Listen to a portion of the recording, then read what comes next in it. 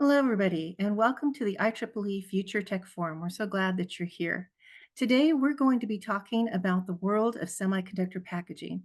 There is so much going on in this area, and we have today three fantastic speakers who are working in the area of packaging and are going to bring us up to speed on some of the latest activities going on in this area, some of the future challenges, and also the career opportunities for those that are interested in semiconductor packaging.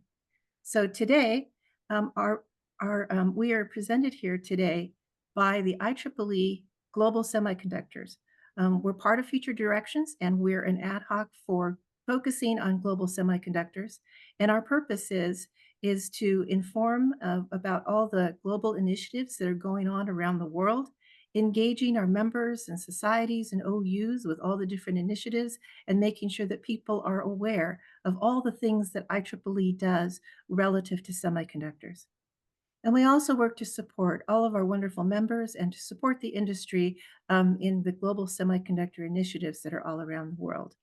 We do have a website. It's at semiconductors.ieee.org. And if you can reach there for some of the latest information, links, and news and things that are going on with semiconductors and IEEE. So first, I'd like to introduce our first speaker. And our first speaker is Timothy Lee. He is the IEEE USA President for 2025, and he's a Boeing Technical Fellow based in Southern California. He leads the development of disruptive microelectronic technologies for advanced communication networks and sensor systems for airborne and space applications. So here to talk about packaging and the DoD is Timothy Lee. Tim? Thank you, Kathy, for that introduction. So I'm going to talk about a number of topics, but centered around advanced packaging, the synergy of commercial and aerospace defense applications. But I'll probably make a lot of comments that really refers to the application of packaging in a global sense. So first of all, why is it important in the aerospace defense industry? We basically are the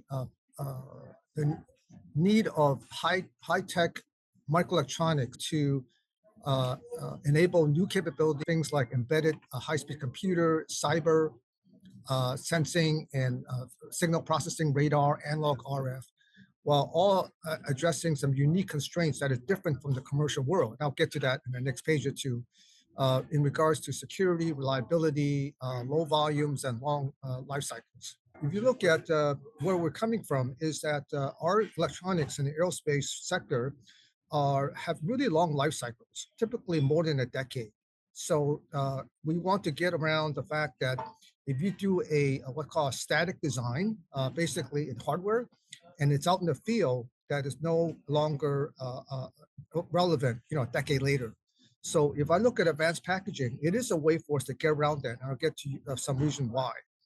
So many of these systems, as I already mentioned, including comm, radar, sensing, requires high bandwidth, high dynamic range, high transmit powers, as well as operating in all frequencies from DC to light. So many things that commercial side does not address. So that's what makes us a little bit different. So this slide, this is really my summary slide, if you will, really summarizes the differences between commercial and defense sectors. So the main things is that we have some things that are common. We want to leverage advances in semiconductors in order to meet our needs. And then we want to take a look at our specialized needs, which requires more attention. So for example, product volume, commercial volumes like cell phones, data centers, you're talking about hundreds of millions of units, for example, mobile phones. Whereas in the defense sector, we only account for less than 2% of the total addressable market. So we're a really small user in terms of electronics. 10K to 100,000 units is typical, not in the hundreds of millions or billion. Secondly, is that our supply chain is quite different. There are two parts of that: advanced CMOS and then advanced packaging. So until recently, most high volume fabs and OSATs outsource assembly and test facilities are in Asia. But they are putting 2.5D and 3D heterogeneous integration in production, whereas there are virtually none or very limited domestic fabs, OSATs, and we're just looking at 2.5D at this point, and 3D is yet to be done. We have extreme environments, usually much wider temperature range, as well as other conditions, including shock, vibration of space. And then trust is a really big thing. So that again ties into the supply chain. I'll talk about a little bit later how that is being addressed by the Chips and Science Act. So we need the same thing as a commercial world, but with lower volumes. So if I step back one, from a global sense, semiconductor is driven by these 5 different areas: 5G, hyperscale computing, AI, ML, autonomous vehicles, and IoT.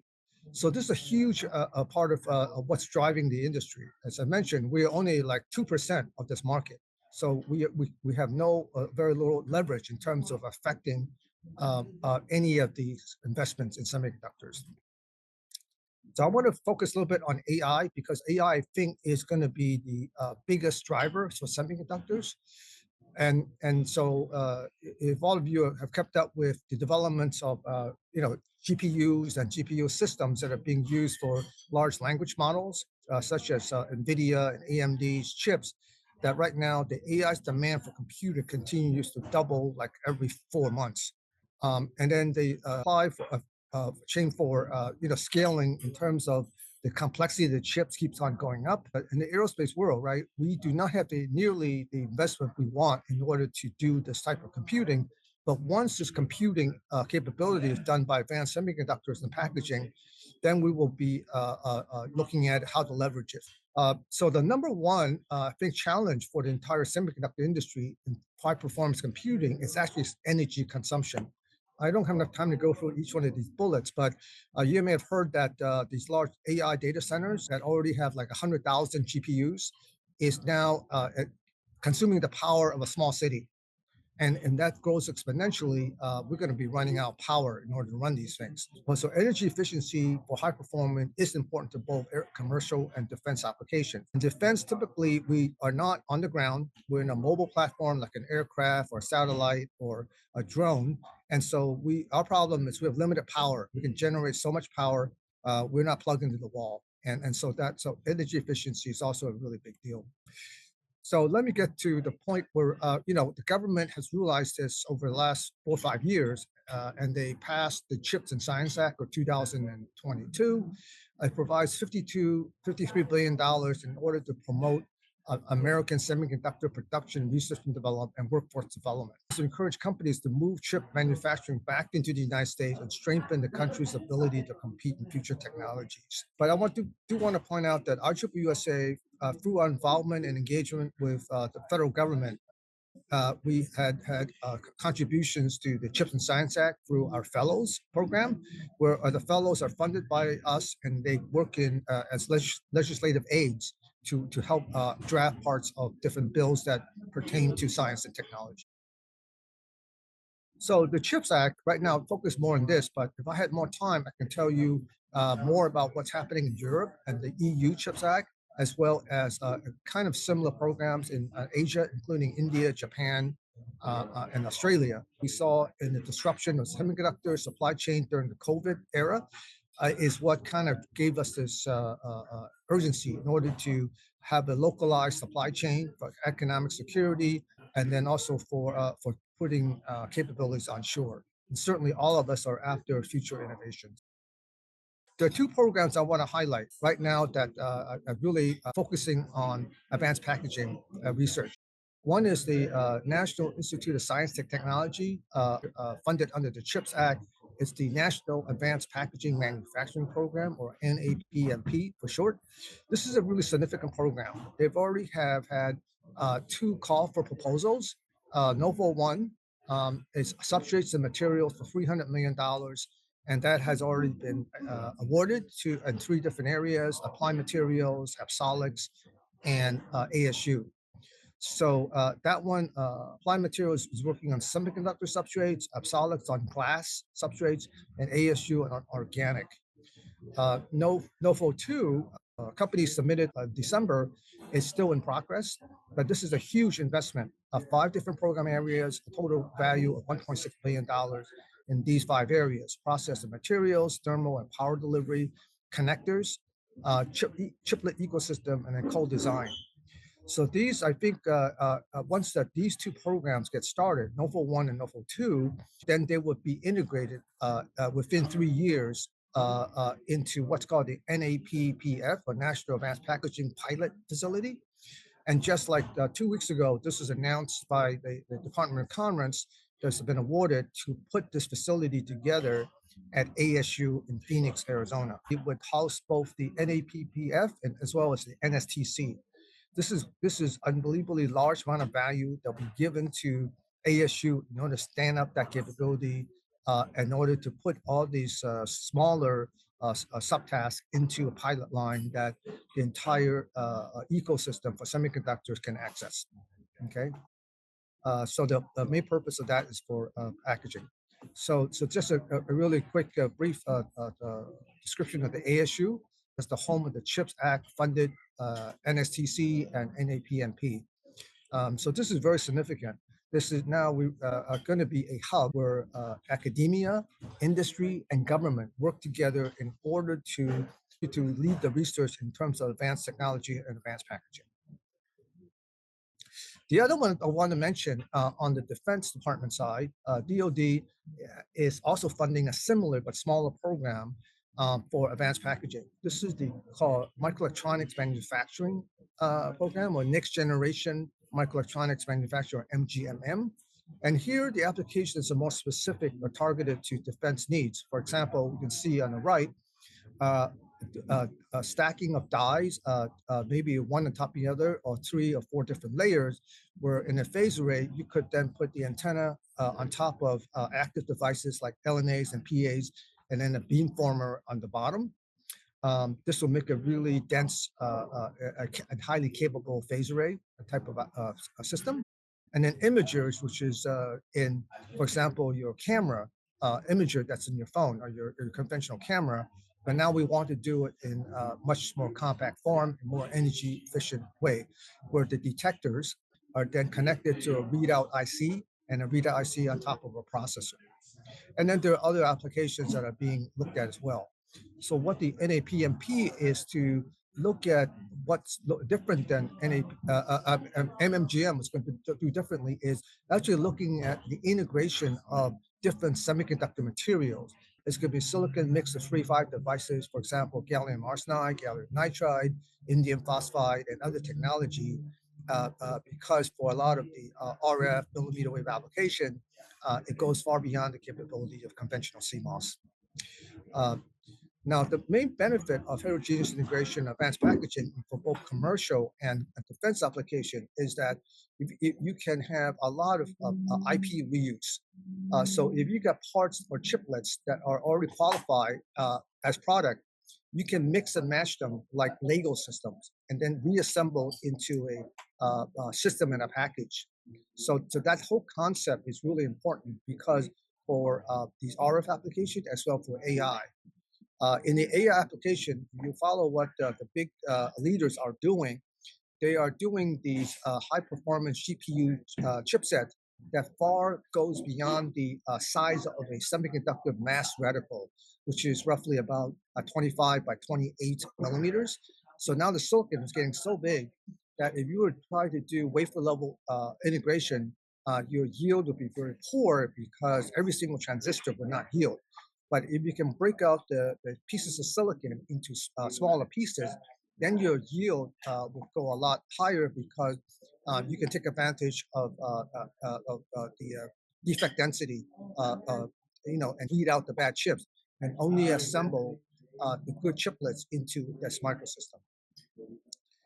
And so this particular program from the DoD, DARPA, was awarded to UT Austin in their newly formed division, Texas Institute of Electronics, or TI, $840 million, funded for 5 years. So this is very exciting, especially for the defense world, because these applications that are shown are more applicable to many of our systems. And almost to the end, So I do want to mention that another DoD program that's really relevant is Microelectronics Commons program, led by OUSD, the defense arm of the DoD, is to encourage transition of lab to fab. What that means is take university lab research and then working into prototyping capability into prototype fabs. There are 8 university hubs, as shown here, spread across the country. If you're close to one of these hubs, for example, Arizona or Southern California Dream Hub, the one that I'm a member of in the greater, South California area, please let us know and see how we can connect you with these hubs and to get involved in any of these 6 topics: 5G, 6G, AI hardware, commercial leap ahead, electronic warfare, secure edge, and quantum. And the goal is to do 2 things: work on technology transition from university labs to fabs, and then to basically use that opportunity to work with students and researchers for workforce development. And so the opportunities are summarized here is that there are a lot of common challenges and solutions. Looking at things that IP creation, development of EDA tools, simulation based on multi-physics, things like that are all common between commercial and defense. But then on the other hand, for national programs, we want a way in order to address the low volume, high product mix, qualification for harsh environment, and then looking at specialized chiplets that we can then mix and match with commercially available chiplets in order to create a unique solution. And then again, protection of sensitive information through hardware and software security is also an area that needs to be worked, as well as lifecycle management. And that is it. Thank you for your attention. Thank you, Tim. I very much appreciate your presentation. You covered a lot of different areas, and I love that the comparisons between the DoD needs and also those from commercial needs as well. So thank you very much. And as it says in the chat, if you have questions, please post your questions, and we will be having the opportunity for Q&A towards the end of the event. So please post the Q&A for questions over there, and we will be taking those after our discussions. So next up, we have another great panelist, and our next panelist is Beth Kesser, Dr. Beth Kesser. She's a recognized global leader in semiconductor packaging. She has an excellence in developing revolutionary electronic packages for semiconductor devices, with over 49 patents and patents pending and over 50 publications in the semiconductor industry. We are so honored to have today with us Dr. Beth Kesser. Beth? Thank you for the introduction, and thank you for inviting me today, Kathy. I'd like to share a few slides. All right, so I just to introduce myself and thank you, Tim, for your presentation. I think that was a great review of the defense community and their needs for packaging, as well as what's going on with the CHIPS Act and the DoD investments. I also work in industry like Tim. However, I've spent my entire career on the commercial side. So you have 2 great representatives here, one from defense and aerospace and myself, where I worked at Motorola. I worked at Freescale, Qualcomm, Intel, and now I'm at a startup, a chiplet startup called Zero ASIC. So I've, have a lot of packaging experience in high volume smartphone, high performance compute, as well as some automotive from Motorola. So I'd love to represent that point of view in this panel. I've also edited a few volumes on advanced fan-out technologies, which are shown here. And so please see those books if you want to learn more about chip-to-chip connections via high-density RDL, which is offered through fan-out. I wanted to spend some time in the introduction here to talk about some of the societies that are available for packaging professionals, especially since this is an IEEE general event open to all IEEE members and beyond IEEE. So if you're not specifically in packaging and you're curious about packaging, I'm a member of the IEEE Electronic Packaging Society. So EPS, or eps.ieee.org, is where you go for packaging expertise within IEEE. And it's a society where we have over 5,000 current members, half in the US and half abroad. We offer educational opportunities like certificates, learning, career enhancement, and employee opportunities. We have publications. There's a transactions, a journal, and then also a newsletter. And then we have many technical committees covering a broad array of technical topics. If you're interested in joining those, if you become a member. And then, of course, several conferences. So our biggest conference is ECTC, which is the Electronic Components and Technology Conference. It is the biggest packaging conference in the world. It's always the last week of May after Memorial Day. And I was general chair of that conference in 2015. And I was also a member of the board of EPS for 10 years with some work as VP of Education and VP of Conferences for about 5 years. There's also conferences in Taiwan, which is Impact, Malaysia, EPTC in Singapore, Europe. That rotates from country to country. So there's great opportunities to see different countries in Europe. And so really a lot of good local opportunities as well with chapter events worldwide, as well as student chapters. I also want to talk about IMAPS, which is the International Microelectronic Assembly and Packaging Society. I am currently past president of IMAPS till the end of this year. And so I was president for 2 years from 2021 to 2023. And IMAPS is the premier nonprofit membership association steering communities associated with microelectronics, advanced packaging, interconnects, and assembly. And we also have channels for communicating, educating, interacting, also networking. And we were founded in 1967. We have more than 3,000 members, and we offer conferences, workshops, and professional development courses as well. We also recently launched our IMAPS Academy. So we learned during the pandemic that a lot of people like to do education at home and not travel to conferences for professional development courses, or they can't, or they don't have the time. So we have several courses online available that you can take at any time on demand. I do have a 11-minute what is packaging, and I'll show a few slides from that. So that's totally free to everybody. But I'll show a couple slides today.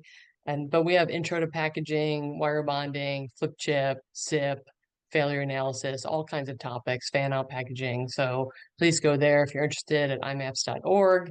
And we have a big conference in Phoenix the first week of March called the Device Packaging Conference. And that's been going on for 21 years. So our 21st conference is this March. And then, of course, our big conference is in October. So these conferences are nicely spread throughout the year, with DPC in March, ECTC in May, and then our San Diego symposium will be in October, and that rotates with Boston every other year.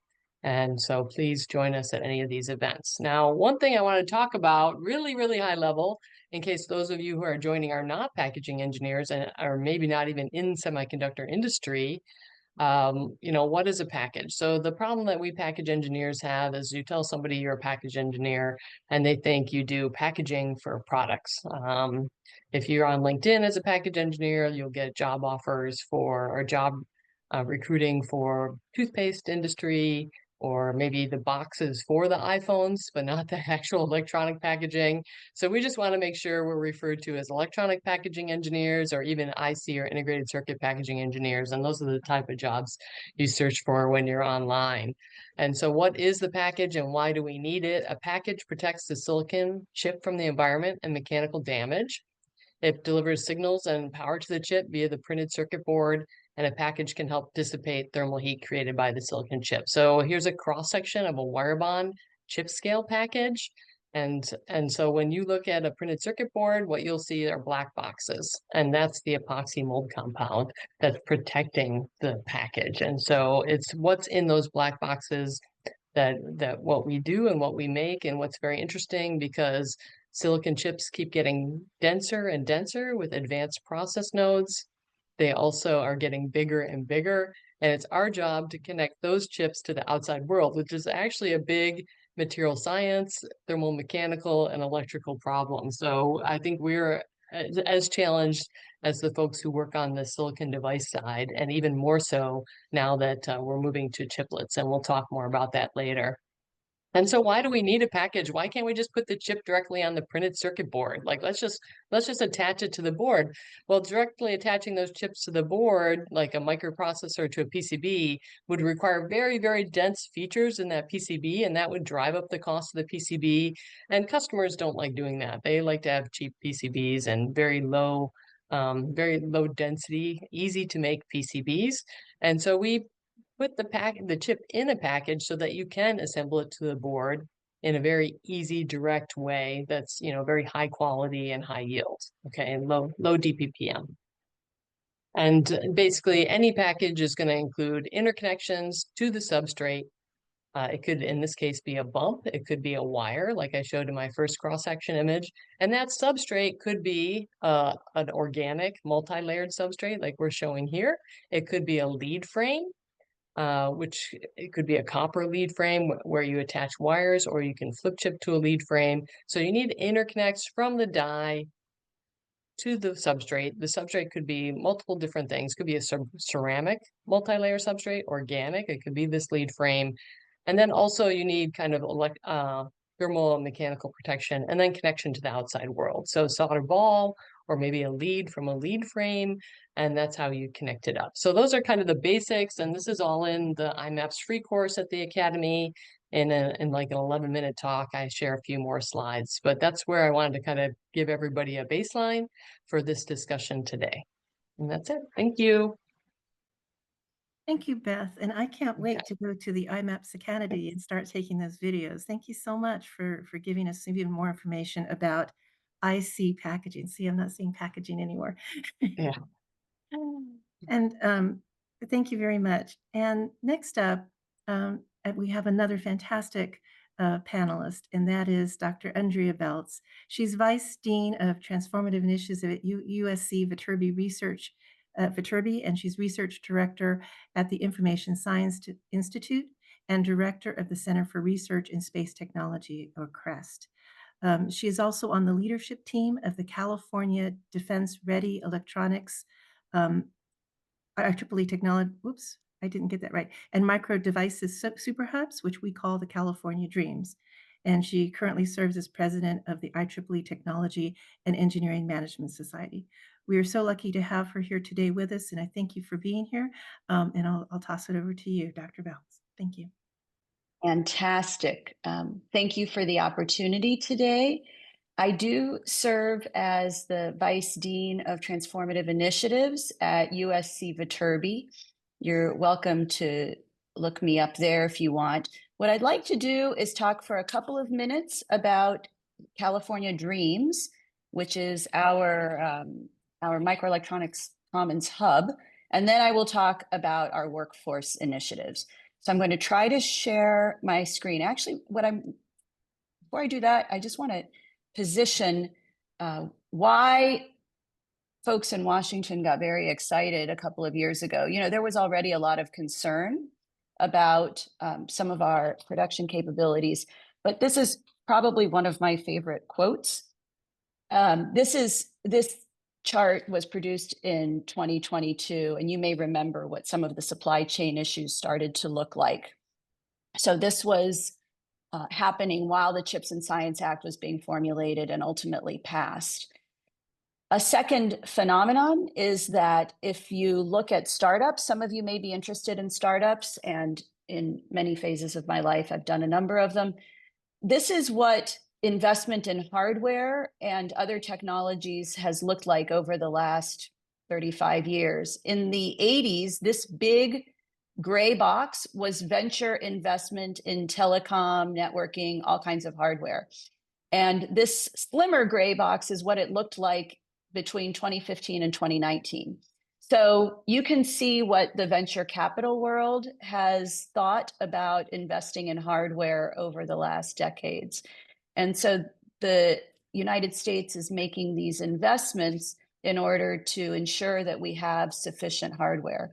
Another way to look at it is by looking at some data from the venture capital markets over the last 25 years. This big orange peak is the dot-com boom. Some of us are old enough to remember that vividly. The blue is healthcare, and the red is engineering and hardware solutions. And what you see is that the engineering venture capital market really never recovered from the dot-com boom and bust.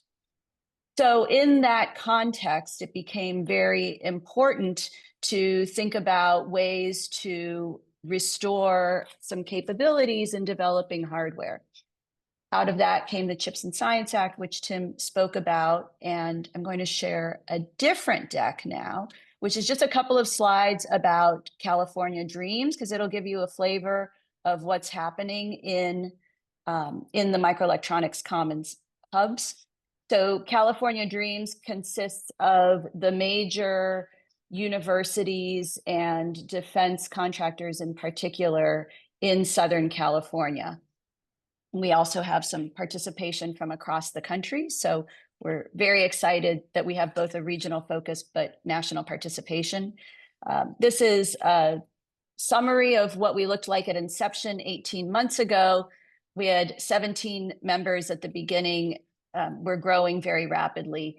And in particular, we are focused on electronic warfare and 5G, 6G technologies, which is interesting because Tim talked about the differences in the needs in the defense sector versus the commercial sector. And so we straddle those issues. This is something of a colorful eye chart, but what it shows is that we have members from all parts of the ecosystem, and we're excited to be working with all of these folks. If you're familiar with Moses, we've been reinventing Moses, and we'd love to talk with anyone who's interested in what that looks like. But we are really focused on accelerated prototyping and on providing additional engineering support services for multi-project wafers. So if you'd like to hear more about what Moses is doing, please go ahead and give me a call or an email. And this is a little bit of a map of how we see lab to fab accelerating, and that it really is not just about developing the technologies, but making sure that we can ensure the handoff from one group to another as technologies transition from university laboratories into production. The last, and I don't want to talk for too long because I know that people will be eager to jump in with some questions, but I would like to spend 1 minute on, maybe more than 1 minute, on what we're doing in the workforce development side. So I oversee all of our elements of translational strategy, but that includes workforce development.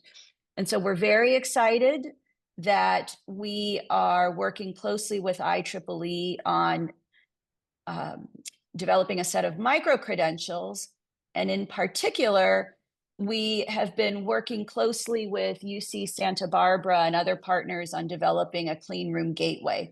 And so I will be happy to post this link in the chat, but effectively, we have a course where folks can come in, not just from electrical engineering backgrounds, but physics majors, chemistry majors, and then we can also take in adult learners who are interested in learning about clean room operation and getting familiar with them. The idea is that this way someone can see if they're interested in being in a clean room and pursuing a career like that. We expect it to also be helping in retention of our electrical engineering majors. So we have a handbook that we've developed in partnership with IEEE so that anyone can teach a 1-week course and generate credentials for someone to demonstrate on their resume that they've learned a little bit about how to operate in a clean room. So I'm so sorry that link failed for a moment. We are really excited to be working with IEEE on this.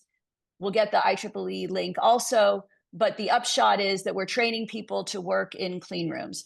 And it's a 1-week course. It's fundamentals of safety, what's a traveler, all these basics in knowing how to operate. If you want to learn more about the workforce development, I'll put that link. We also are developing novel software for math education at the middle school level, and we've got other experiential programs as well. The last thing I want to mention briefly is that I do serve as president of IEEE TEMS. If you're interested in the management aspects and how to interface between the engineering team and the management team, we have a number of programs on that front. And we are launching a new conference in San Diego in August. So if you're interested in that conference and you have some expertise or interest in management, the call for papers is open. So let me stop sharing and we can open it up for questions for everyone. And I'd like to thank Kathy and the team for the opportunity to be here and talk to you. Thank you, Andrea. There's so many great things going on in your area and also with the workforce development. So thank you. All right. We have a couple, before I get to the questions in the chat here, I thought I'd bring up just a few questions to get some of the discussions going. And the first one is actually an interesting question because it is one of those that I get asked a lot. And there's so much going on in the packaging area, both classical and advanced packaging. And so from your perspective, what are some of the most exciting breakthroughs that you're seeing that you're really excited about watching? I know there's so many things going on, but can you name just a couple of things that you think are the most exciting and things that we should be watching in this area? So Tim, do you want to start off with some of the things that you've seen or you're excited about in terms of packaging? Yeah, I think what is exciting about it is that advanced packaging, as a perspective, is the enabler of continued performance upgrades. So Moore's law of scaling in a two-dimensional circuit, of a monolithic chip, that era is over. I mean, the transistors continue to get smaller. 7 nanometer chips will become three become 2, but that is eventually hitting the limits of photolithography, even using extreme UV. So advanced packaging allows you to reduce the interconnect distance from one IP block to another one. Instead of being 100 microns apart, when you stack them on top of each other, you're talking about a couple of microns. It's going to have tremendous improvement in speed and also latency. So that, I think, is really the rationale why is now need to look at the co-engineering of both the chip itself and packaging. I think over time, it's going to blur the difference between packaging as a discipline and IC design. So this is really exciting. So I think there's a lot of gaps there. The EDA design tools that right now is still kind of, you throw the chip design part. Once you're done, you tape out, you throw it over the wall to the packaging engineers. I think that's going to have to change. Definitely. There's going to be a lot of disruption in system and chips in a positive way when packaging comes through. Beth, you're involved in so many areas. What do you see as the thing that is the most exciting? And I know there's a lot of things. Yeah, so I do have to echo what Tim said about monolithic dies being disaggregated into chiplets. I have joined a chiplet startup company, so I'm very passionate about chiplets, and Tim did have a slide on chiplets. And what I love, and like Tim said, is that now packaging has to be co-designed with the chip, so the chip architects and the packaging architects are working together. Because when you disaggregate a monolithic die into chiplets, you have to reconnect them in a package that performs just as well as the monolithic die itself, or almost as well. Maybe not the same, but with at least some cost savings, or there's some reason why you would disaggregate, right? And so the interesting part is for us at Zero ASIC, we're taking the chip down to the basic functions, and so we'll have chiplets for CPU, GPU, FPGA, memory, analog digital converters, things like this. So we'll have these basic chiplets that you can go to our website, and it's going to be like an Amazon of chiplets where you choose the chiplets you need for your function, and we will package it together and send you the prototype. And so what's interesting about that is we're democratizing access to folks who can't afford to do a large chip tape out, especially in the later process nodes, which are very expensive.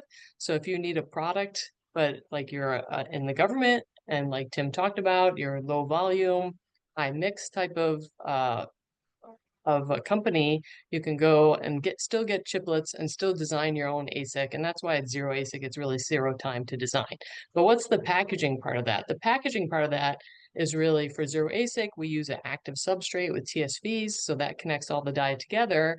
But you also have passive silicon substrates with TSVs. You have chips first fan out with high density copper to attach the chips. You have chips last fan out.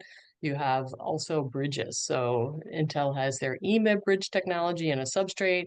There's also fan out bridge. And then those are also chips last and chips first scenarios. And you see the big companies using this. So they're not afraid to be aggressive. Apple, AMD, Intel, NVIDIA, they're all using Cisco, Broadcom, they're all using these advanced technologies. And so it's a really great time to be a package engineer because you're really challenged to bring the chip function into the package. I also want to mention co-packaging of optics to lower energy consumption in the data center using fiber instead of copper to deliver signals into the data center. It's much lower power and higher reach. And then just due to time, I'll mention glass packaging. So glass packaging is going to have a big impact on the way we make substrates. And like Tim had mentioned, Amsolic's got a big award in glass from the NAPMP and the CHIPS Act. So I think we're going to see a lot of glass after 2030 in our packages. These are exciting times and so much going on and it's innovation in almost everything. And that's really good to hear. Andrea, what is your perspective on some of the most things that are most exciting in this area? So, full disclosure, I'm a reformed physicist.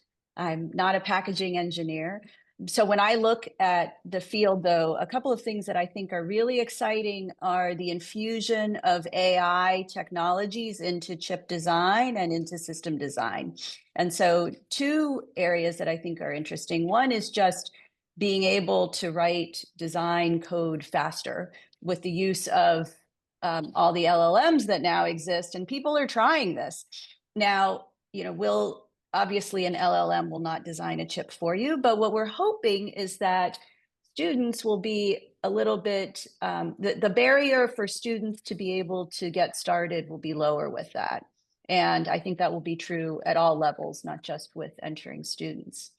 I think the second place where AI is really interesting is we have someone at USC who's working extensively on AI for non-intuitive chip designs and basically embedding a bunch of observations and doing a phenomenology-based approach to what might work that's not a traditional chip design. And I think that that is an area that's really just opening up, and we'll see new system architectures come out of that. So I think we need, obviously the chips are needed in order to continue enabling the AI revolution, but the AI revolution is also going to inform how we design the systems of the future. Thank you. I love the different perspectives, and I think that's what it takes, is all of us looking at this from different ways, and that's really important. Okay, the next topic that we'll cover here, and I think all of you have mentioned it a little bit. So let's talk to it directly. Is that of workforce development and the career opportunities and skills. And so many of people on the call, we have a variety, but some are already in semiconductors and want to know how to get into this area. And I know that some of them can be watching the videos, and others, can do some pivots in their careers. But we also have those that are new to the area, and that some of those can also be bringing in the new industry, not just even skilled workers, but also the new technicians, which is a new area for many of us. So let's talk a little bit more about some of the details on workforce development, and what are some things that you can tell the people on the call about the opportunities in this area. And I know we've covered some of them, but a little bit more detail on that. Andrea, you're directly in the workforce development for Dreams. Do you have some comments on the workforce development? I do indeed. I think that you will start to see the IEEE program propagate around the country. We're already starting to see that, so that folks who are maybe not even used to spending time in a clean room will be able to take a 1-week course and get a sense of it. I know when I was doing my PhD, my advisor said to me, you can't design anything until you know how it's built. And so it will be possible to get a little bit more experiential hands-on work that way. We are developing new offerings also to help attract folks into the design realm, the design and the process engineers.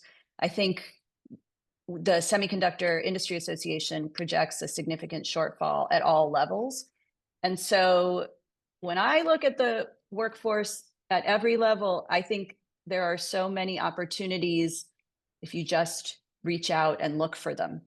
And so my suggestion is to actually start with going to the list of microelectronics commons hubs. Tim put the list up and it's available online. Certainly in the United States, it's very easy to connect with those groups.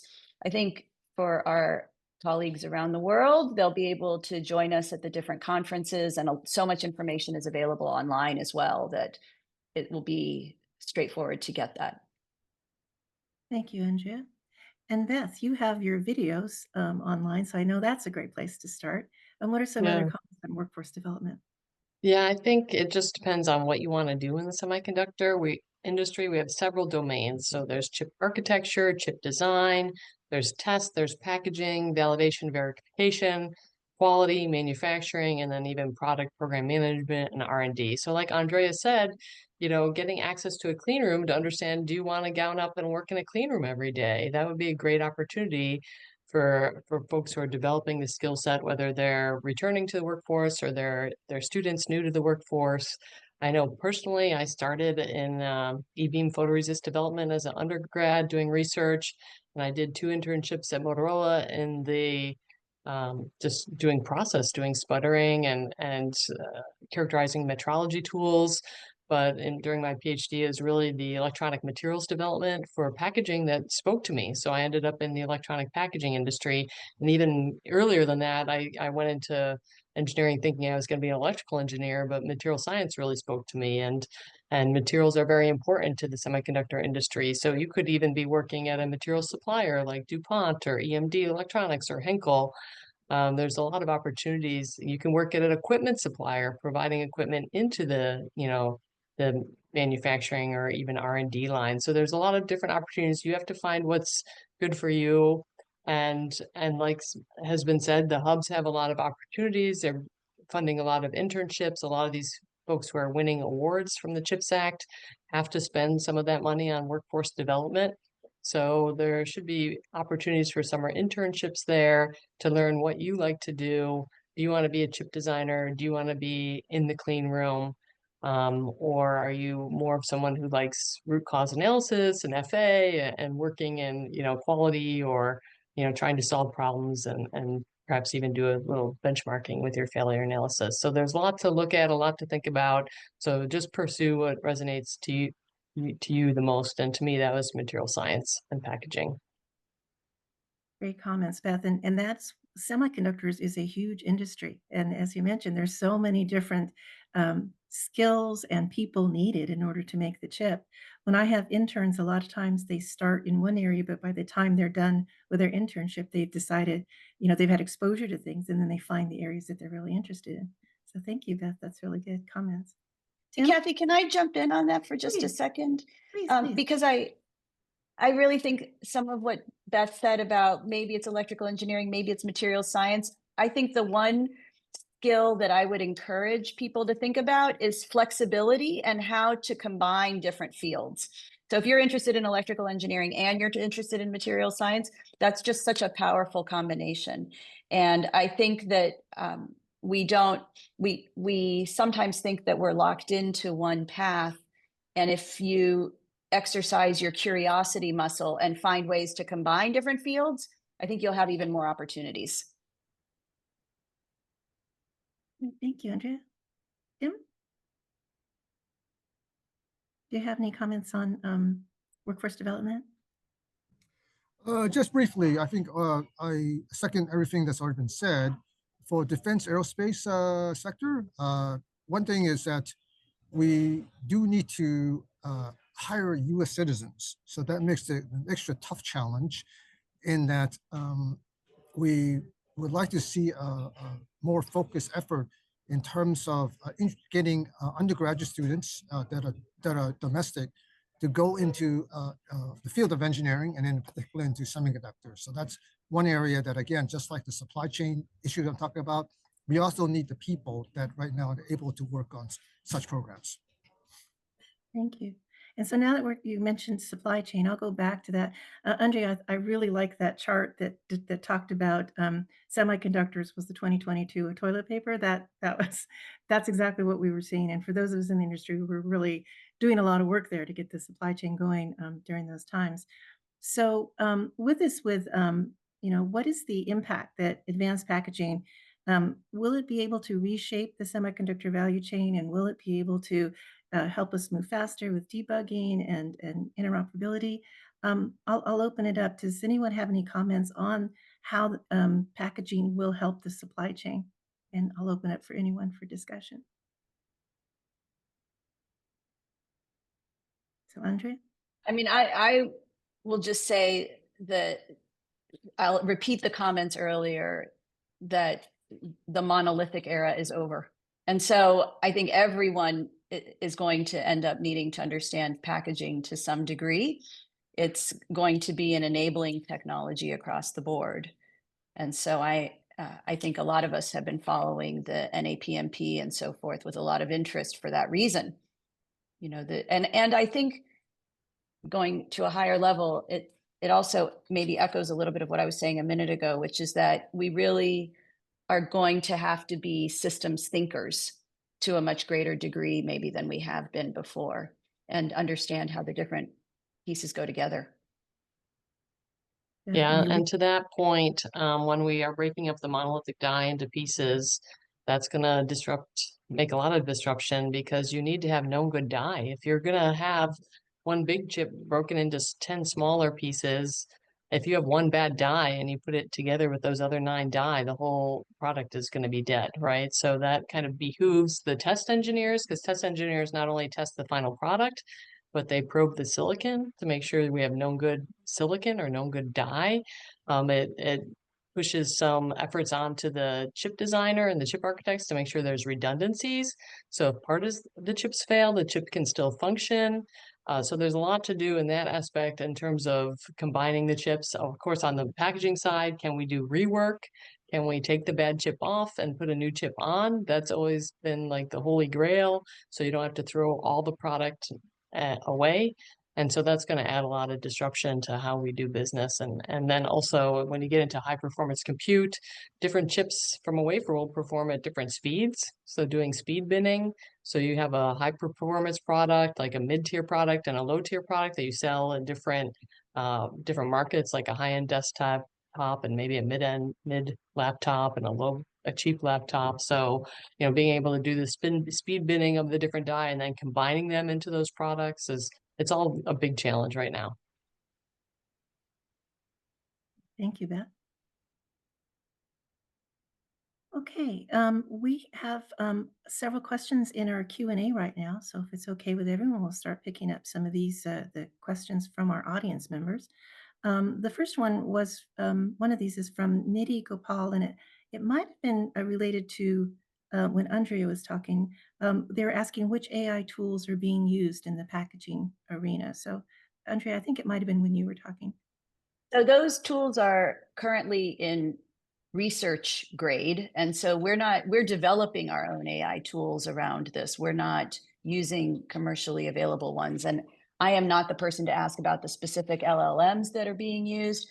I suspect that this will be evolving toward people having their own proprietary LLMs that they use that are customized. So this is not commercially available yet. All right, thank you. Another question is, there are over 50 300 millimeter or nanometer fabs under construction. Is there enough packaging capacity for sub 7 nanometer nodes? So I think the answer to that question depends on the packaging type and where the packaging needs to be made. Like Tim said, the DoD requires U.S. citizens. They also require a robust U.S. supply chain. So bringing a lot of that back to the US so that we can do both the semiconductor fabrication and the packaging locally is definitely needed and being encouraged with the CHIPS Act and funding in those areas. But if a lot of these 50 fabs are doing power management devices or low-end auto or lead frame and wire bond, all that capacity is available and every year increasing year over year in Asia and in Europe as well. So, it really depends on the packaging type.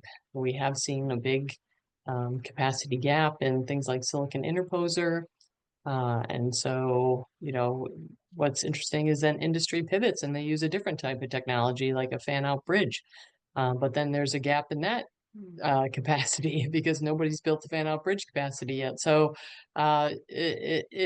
it will come but it's just the semiconductors come first, the infrastructure comes first, and then they see the gap in packaging, and that comes next. So we'll see more and more packaging funding, I think, next. All right. Are there any other questions that I see? Or let me see. So if you have any questions, go ahead and put them in the Q&A, and we'll pick them up if you have any additional questions. If not, I'll have a couple more. That we talked a little bit about sustainability, and I think that's really important when we're talking about anything in the manufacturing area. What are some of those initiatives, or how is the industry balancing some of the sustainability and environmental impacts in packaging, in the packaging area in general? So there's two areas that I can think of. One is just in general reducing material waste. So when you spin coat a photoresist, 80% of the photoresist is spun off the wafer. So how can we do better to get more material retention in that process? So that's just one example of material waste where I see from a process side and material science type side. Eliminating PFAS chemicals. So that's a lot in the news. These are these chemicals used in semiconductor processing, which are not water soluble and they're not soluble at all. So they're used as like cleaners or solvents themselves, but they themselves can't be broken down and destroyed. And so this causes a big environmental problem. So getting rid of these PFAS chemicals by replacing them with more environmentally friendly chemicals will be a challenge. Very good. And it's good to consider these things as these are being built, or as these new things are coming together, and making sure that we have enough oversight on those. Okay. I'm not seeing any additional Q&A. So what I'd like to do now, if there's a lot that we've just discovered about packaging and about the things that are going on. Is there any final thoughts that you'd like to leave our group with, the continued work in the area of packaging? And Beth, are there any final words? Yeah, I think the future challenge, maybe we haven't talked about very much, is thermal. So, thermal, which is going to be generated by data centers for AI model training.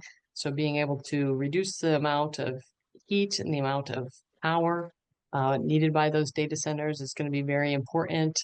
One thing we haven't talked about, and Tim, this came up in last week, there's a IEEE electronic packaging society hybrid bonding workshop in Milpitas, and Applied Materials talked about backside power delivery.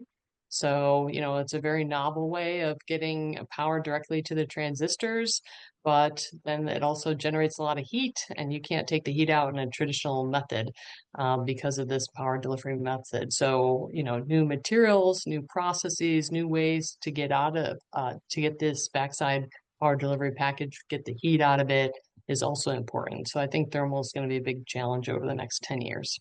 So we definitely need folks to solve those issues, both material science, chemical, and mechanical engineers. Thank you, Beth. Tim, any closing remarks? No, I think this is a beginning, a very exciting beginning of a new era. Advanced packaging with advanced IC design, deliver a system in a package, or now stacked die. I mean, we've seen some indication of high density, high bandwidth memory is already stacked. And now we need to apply that kind of technique to doing logic and other things, and also new types of computing that includes new architectures, compute in memory, which is going to need this type of integration of logic, memory, backside delivery in order to get it all to work. So I think it's a very exciting time over the next 5 to 10 years. I mean, for those on this webinar that are considering this field for a career path, you've heard some of the things that Andrea talked about. There are going to be many different university programs for both training engineers, scientists, and also technicians. So any of the different categories of skill sets are going to be very useful in order to make the whole venture successful. Thank you, Tim.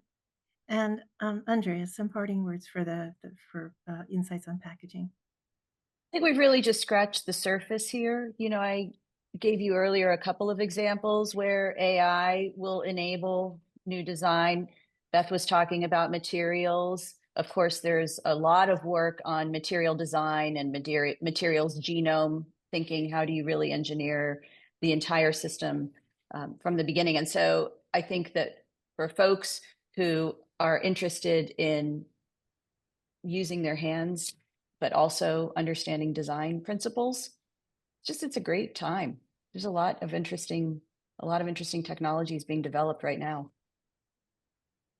Thank you. And I think that sums it up. This is semiconductors for me has always been an interesting field, but even now that we're all these new areas that we're able to innovate in. So thank you, all of three panelists. We look forward to following up on some of the links that you've given us and learning more about semiconductor packaging. And we can't wait to see what is going to be happening in this area in the next few years. Thank you all for being here. Much appreciated. Thank you.